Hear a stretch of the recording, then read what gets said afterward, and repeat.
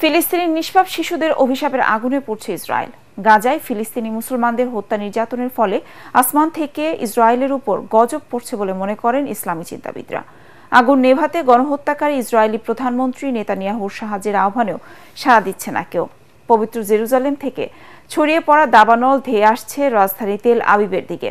জারি করা হয়েছে জরুরি অবস্থা। বিস্তারিত শরীফুল ইসলামের প্রতিবেদনে।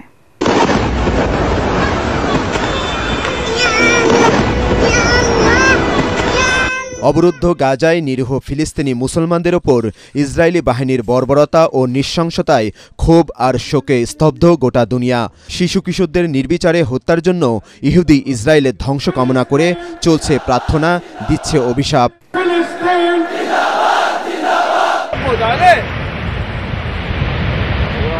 গাজায় ইসরায়েলি বাহিনীর তাণ্ডবে ফিলিস্তিনিদের রক্ষায় কেউ এগিয়ে না এলেও প্রকৃতির খেলা শুরু হয়েছে ইসরায়েল জুড়ে।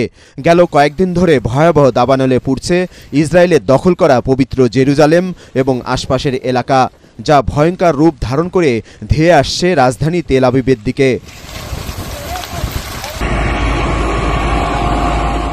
ইসরায়েলে হঠাৎ কেন এই দাবানল? ইসলামী চিন্তাবিদরা বলছেন, ইহুদি বাহিনীর বর্বরতায় প্রাণ হারানো নিষ্পাপ শিশু কিশোরদের অভিশাপের আগুন লেগেছে ইসরায়েলে। আসমান থেকে নামছে আল্লাহর গজব।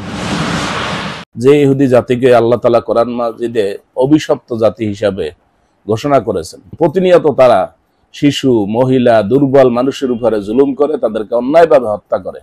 সুতরাং তাদের দেশে যে দাবানল, এই দাবানল সারা দুনিয়ার মানুষ এটা এক বাক্যে স্বীকার করবে, এটা তাদের জন্য গজব, এটা তাদের জন্য অভিশাপ, এটা তাদের জন্য শাস্তি। বিমান থেকে পানি ফেলা সহ শত চেষ্টা করেও আগুন নেভাতে পারছেন না ইসরায়েলের ফায়ার ফাইটাররা। পরিস্থিতি মোকাবেলায় ঘোষণা করা হয়েছে জরুরি অবস্থা। সহায়তার জন্য মোতায়েন করা হয়েছে সেনাবাহিনী। আমার কাছে মনে হচ্ছে এই আগুন স্বাভাবিক নয়, প্রাকৃতিক শক্তি। আমরা অনেক চেষ্টা করছি, কিন্তু বাতাসের কারণে আরো শক্তিশালী হয়ে যাচ্ছে। ভয়াবহ এই প্রাকৃতিক দুর্যোগকে মানব সৃষ্ট বলছে ইসরায়েল সরকার। তীব্র তাপদাহের মধ্যে কেউ আগুন লাগিয়ে দিয়েছে বলে তাদের অভিযোগ। আমার ধারণা কেউ আগুন লাগিয়ে দিয়েছে। বাতাসের কারণে আগুন নেভাতে বেগ পেতে হচ্ছে, এজন্য সুপার হারকিউলিস বিমান প্রয়োজন।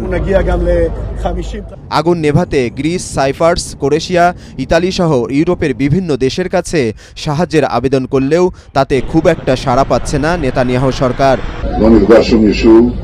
অগ্নিকাণ্ডে কেউ ক্ষতিগ্রস্ত হয়নি, তবে ক্ষয়ক্ষতি এড়াতে আমরা অনেক দেশের কাছে সহায়তা চেয়েছি। বিশ্ব ইতিহাস বলছে, বনি ইসরায়েল সুযোগ পেলেই লিপ্ত হয়েছে সংঘাতে। পবিত্র কুরআনে আল্লাহ পাকের ইরশাদ, যখনই জালেমরা পৃথিবীতে আমার নির্দেশ লঙ্ঘন ও বিশৃঙ্খলা করেছে, আমি তাদের ওপর আসমান থেকে আযাব দিয়েছি। সাধারণ মানুষেরও ধারণা, গাজায় যে হত্যা ও ধ্বংসযজ্ঞ চালাচ্ছে ইসরায়েল, তার কঠিন পরিণতি ভোগ করার পথে মধ্যপ্রাচ্যের কসাই খ্যাত নেতানিয়াহু। শরীফুল ইসলাম, এটিএন বাংলা।